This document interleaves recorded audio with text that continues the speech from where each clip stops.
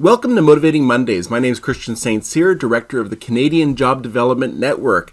And this is our weekly discussion where we look at strategies and opportunities for career professionals to better engage employers. Now, typically I do this live, but on a rare occasion there is a scheduling conflict that I simply cannot overcome. And so while I'm supposed to be here doing Motivating Mondays, I'm also simultaneously supposed to be leading the Ontario Labour Market Year in Review workshop, and I just couldn't do both. With that said, we've pre-recorded this session, but if you'd like to join these live sessions any week, membership in the Canadian Job Development Network is free. Each week we send out a newsletter, and in that newsletter there's a link that gets you into each week's session. Now, we'd love it if you were able to join us. If you have a cell phone handy, just click on this link and we can get your membership set up just by inputting your name and email address. And now to today's topic. A new playbook has been released that guides employers on the value of hiring immigrants.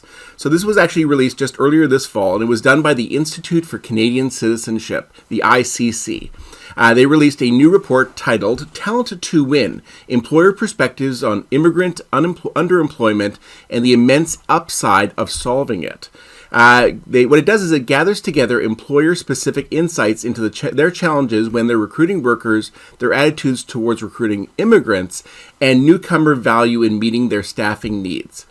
The research provided the ICC with a unique perspective and a stronger understanding about how employers can do a better job of recruiting immigrants.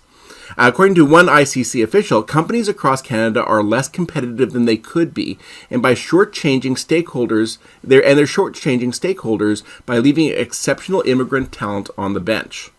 Now, with these new insights in mind, officials developed something called the Employer Playbook for recruiting and retaining newcomers to Canada, which shows Canadian companies several ways that they can boost their financial scores with the help of immigrants who are already in Canada and keen to get into the game, as they put it. According to a seasoned investor and executive who was interviewed as part of this report, Canada's business leaders do not grasp how much the world is beating us, and there is a tremendous amount of talent that's being unused. Within the Talent to Win, a playbook for Canadian business leaders, the authors provide specific steps and strategies that local employers can adopt to become better at recruiting immigrants and excel in growing their organization. In writing the playbook, the ICC notes that among employers, it's a common misconception that hiring immigrants means hiring from abroad and providing immigration support.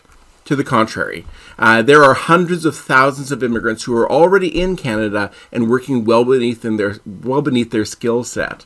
Within the playbook, the document provides 8 specific steps that employers can take to become better at recruiting immigrants. Now, these include, number 1, collect the data. Routine collection of data, including country of origin and year of arrival, better informs senior leaders and enable them to make changes that improve performance. Step number 2, spread success. Proof of profit is a compelling argument for employers, even for colleagues reluctant to change their hiring practice. Share the successes when people have been hiring immigrants. Step number 3, cultivate ambition. A workplace is characterized by a pervasive hunger to innovate and improve, is one where immigrants would best fit in. Newcomers can be particularly valuable in supporting international expansion as global navigators, as an example. Step number 4, cultivate humility. Open your team's mindset to the reality that immigrants have plenty to teach us. Number 5, create specialized immigrant hiring teams. For large enterprise, it's very advantageous to create a specialized team responsible for recruitment, navigating the immigration and work permit systems, training hiring managers, and supporting immigrant employees across the enterprise. Step number 6, get creative. There's an example in the report of a construction firm that broke its labor shortage by creating single language teams, and through that they were able to blow past their competitors. Step number 7, remember the whole person.